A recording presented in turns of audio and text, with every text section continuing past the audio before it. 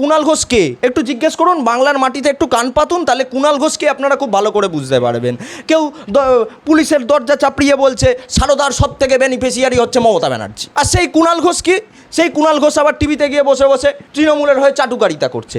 এই কুণাল ঘোষ আজ থেকে ভোটের কিছুদিন আগে হঠাৎ কুণাল ঘোষের মন ভেঙে গেল বলে কুণাল ঘোষ মৌপিয়া নন্দীর সাথে গিয়ে জি24 ঘন্টায় বসে বলল সন্দেশখালির ঘটনা অবশ্যই এই ঘটনা কাম্য ছিল না, এ ঘটনা ভুল হয়েছে, যা হয়েছে সন্দেশখালিতে তা অত্যন্ত নিম্নমানের ঘটনা হয়েছে, কিন্তু যেহেতু দলের সাথে ছিলাম তাই দল আমায় যা বলবে, দলের পাশে থাকতে গেলে দলের স্ট্যান্ড পয়েন্ট হিসেবে আমায় বিভিন্ন কথা বলতে হতেই পারে। তো এই কুণাল ঘোষ কখন কি বলে, কখন সুদীপ বন্দ্যোপাধ্যায়ের বিরুদ্ধে কাউন্সিলরদের সাথে উত্তর কলকাতায় আন্দোলনে বসে যান, তা তো বলা যায় না। আর কুণাল ঘোষের কথা এই মাটিতে কোনো মানুষ শুনতে চায় না। তাই কুণাল ঘোষকে চিফ ইলেকশন এজেন্ট করা মানে আরেকটা চোরকে নিয়ে আসা, জনপ্রতিনিধির পেছনে আরেকটা মূর্তি, সে হচ্ছে সব থেকে বড় চোর। বড় মাথা ধরা পড়বে, বড় মাথা জেলে যাবে, এবং তার থেকেও বড় কথা হচ্ছে এখনকার তৃণমূলের দুর্নীতিটা হয়ে গেছে আপনার সমান্তরাল অর্থনীতি এই মুহূর্তে রাজ্যে যা পরিস্থিতি।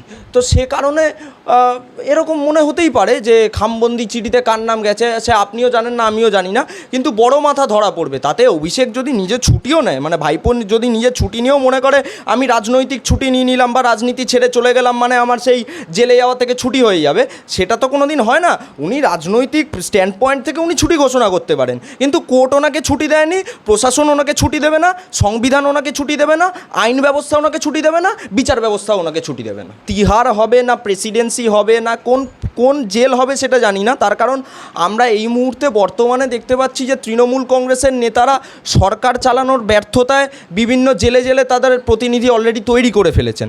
তো স্বাভাবিকভাবেই আমরা এটা বুঝতে পারছি যে আগামী দিন তৃণমূল কংগ্রেসের আপনার যিনি প্রধান অর্থাৎ সুপ্রিমো অভিষেক বন্দ্যোপাধ্যায়, উনি তিহারেও যেতে পারেন কিংবা প্রেসিডেন্সি জেলেও যেতে পারেন, সেটা আপনাদের সময় বলবেন। কিন্তু যে বড় মাথা আজকে এত বড় দুর্নীতির পেছনে আছে, আজকে আপনারা এটাও দেখতে পেয়েছেন যে 54 লক্ষ টাকার ভুয়ো মাছ কিনেছে কে, শেখ শাহজাহান।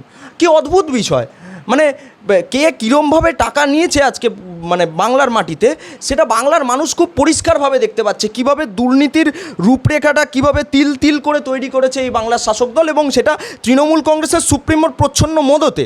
তো সে কারণে আপনাকে বলতে পারি, দেখুন তৃণমূল কংগ্রেস এই মুহূর্তে প্রশাসনকে নিজের শাখা সংগঠনে পরিণত করেছে। আমরা দেখতে পেয়েছি ডিএমদের, তারপরে এই মুহূর্তে পুলিশদের কি পরিস্থিতিতে নিয়ে গেছে তৃণমূল কংগ্রেস। এখন সরকার চালাতে গেলে মানে তৃণমূল কংগ্রেসের পুলিশ এখন তৃণমূল কংগ্রেসের ব্রাঞ্চ হিসেবে বাংলার মাটিতে কাজ করছে। আগামী দিন আসছে, দিন ঘনিয়ে এসেছে, বড় চোর জেলে যাবে, বড় মাথা সামনে আসবে, এবং আগামী দিন পশ্চিমবঙ্গে যে প্রাতিষ্ঠানিক দুর্নীতি হয়েছে সেটা বাংলার মানুষ দেখতে পাবে। শ্রেয়া পাণ্ডে এই মুহূর্তে মানিকতলা বিধানসভা উপনির্বাচনে যিনি দাঁড়িয়েছেন, প্রার্থী হয়েছেন সুপ্তি পাণ্ডে তৃণমূল কংগ্রেসে, তার মেয়ে শ্রেয়া পাণ্ডে বলছেন যে অভিষেক বন্দ্যোপাধ্যায়কে উনি খুব ভালোবাসেন। না, অভিষেক বন্দ্যোপাধ্যায়কে তো খালি শ্রেয়া পাণ্ডে ভালোবাসেন না, অভিষেক বন্দ্যোপাধ্যায়ের জন্য হয়তো কোনো ব্যক্তি রাশিয়াতেও অপেক্ষা করছে, তিনিও হয়তো ভালোবাসেন। এবার অভিষেক বন্দ্যোপাধ্যায়কে তৃণমূল কংগ্রেসের কে ভালোবাসে সেটা আপনি কান পাতলে খুব ভালো করে বুঝতে পারবেন। কারণ আমরা দেখতে পেয়েছি যে এরকম ভালোবাসার মানুষ খালি অভিষেক বন্দ্যোপাধ্যায়ের জন্য তো ছিল না, অয়নশীলের জন্য শ্বেতা চক্রবর্তী ছিল, পার্থ চট্টোপাধ্যায়ের জন্য অর্পিতারা ছিল। তো এরকম ভালোবাসার মানুষ প্রচুর আছে। তার কারণটা কি? কারণ দুর্নীতি যখন সমান্তরাল অর্থনীতিতে পরিণত হয় তখন ওই ভাগ বাটোয়ারার লড়াইয়ে ভালোবাসা আরও উজাড় হয়ে ওঠে। আপনাদের তো খালি শ্রেয়া পাণ্ডে নয়, আপনারা দেখতে পেয়েছেন বাবুন ব্যানার্জি, যখন ওই বাবুন ব্যানার্জির ঘটনাটা ঘটেছিল আপনারা দেখতে পেয়েছিলেন। তো তৃণমূল কংগ্রেস এখন নিজেকে সামলাতে পারছে না, কারণ সবাইকে তো একটা করে টোপ দিয়ে রেখেছিল। ম্যাডাম শ্রেয়া পাণ্ডের মতো অনেক পাণ্ডে বলুন, গুপ্তা বলুন, ঠিক আছে, এরকম অনেককে ওরা টোপ দিয়ে রেখেছিল, এখন টিকিটটা দিতে পারেননি। তো এই পিসি এবং ভাইপোর লড়াইটা তো আজ থেকে নয়, এটা তো অনেক দিন ধরে বয়ে আসছে, যার কারণে আপনারা এই ফল দেখতে পেয়েছেন। পারিবারিক দ্বন্দ্ব কেন হবে না? প্রথমে মমতা, তারপরে অভিষেক, আবার এই দিকে কে ছিল, এখানে সাধন পাণ্ডে ছিল, সাধন পাণ্ডের মেয়ে শ্রেয়া পাণ্ডে, ফলস হয়ে চলে গেল সুপ্তি পাণ্ডে। এবার দেখুন বিষয়টা যেটা হয়েছে এই মুহূর্তে পুরো দলটাই একদম পরিবারবাদের ওপর ভিত্তি করে চলছে, একদম পরিবারবাদের ওপর ভিত্তি করে তৃণমূল কংগ্রেস চলছে। আর তৃণমূল দলটা জন্ম কী করে হয়েছিল? এ দলটা তো গোষ্ঠীদ্বন্দ্ব লগ্নে জন্মেছে, কংগ্রেস ভেঙে কোনোভাবে এসে তৃণমূলের ঠাঁই পেয়েছে।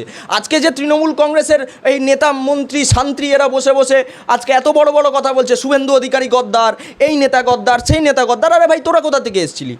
তারাও তো কংগ্রেস থেকেই তৃণমূলে এসেছিল। তৃণমূল কংগ্রেসের যে এখন যে পরিস্থিতি হয়ে দাঁড়িয়েছে, সেখানে এই ধরুন সুপ্তি পাণ্ডে, শ্রেয়া পাণ্ডে বিবাদ লেগে থাকতে পারে, কিন্তু এখন আর কি করবেন বলুন? মমতা বন্দ্যোপাধ্যায় ঠিক করেছে সুপ্তি পাণ্ডে টিকিট পাবে, তো আর অভিষেক বন্দ্যোপাধ্যায়ের চয়েস ছিল শ্রেয়া পাণ্ডে, তো এবার চয়েস ফুলফিল করতে পারেনি, কিন্তু মমতা বন্দ্যোপাধ্যায় নিজের চয়েস ফুলফিল করেছে, তো এ মনোমালিন্যতা হবে, এ মনোমালিন্যতা লেগে থাকবে, কারণ তারা পরিবারবাদে বিশ্বাসী, আমরা তো পরিবারবাদে বিশ্বাসী নই। আজকে দেখুন না, নির্বাচন প্রক্রিয়া শেষ হলো, বাংলার মাটিতে একের পর এক শুট আউট চলছে। তৃণমূল কংগ্রেসের তৃণমূলকে মারছে। তো এ সরকার দ্বিচারিতার সরকার, এ সরকার প্রতারণা করবার সরকার, এবং এই সরকার হচ্ছে মানুষ মারবার সরকার। আপনারা দেখতে পেয়েছেন এরকম অন্তঃসত্ত্বা মহিলাকে বিভিন্ন জায়গায় মারা হচ্ছে। তো এর বিরুদ্ধে প্রতিবাদ করতে গেলে যদি গণতন্ত্রের টুটি চিপে হত্যা করা হয়, তার বিরুদ্ধে মানুষ প্রতিবাদ আগামী দিন করবে। ভারতীয় জনতা পার্টি, বিরোধী রাজনৈতিক দল তারা করবে, এই মাটিতেই লড়াই হবে। আপনারা দেখতে পেয়েছেন সন্দেশখালিতে কি পরিস্থিতি হয়ে দাঁড়িয়েছিল। সন্দেশখালিতে শাহজাহান জেলে গেছে, মানুষ লাঠি ঝাঁটা নিয়ে রাস্তায় বেরিয়ে পড়েছে। এরকম আগামী দিন দেখবেন মানুষ লাঠি ঝাঁটা নিয়ে রাস্তায় পড়ে তৃণমূল কংগ্রেসকে বিদায় দেবে।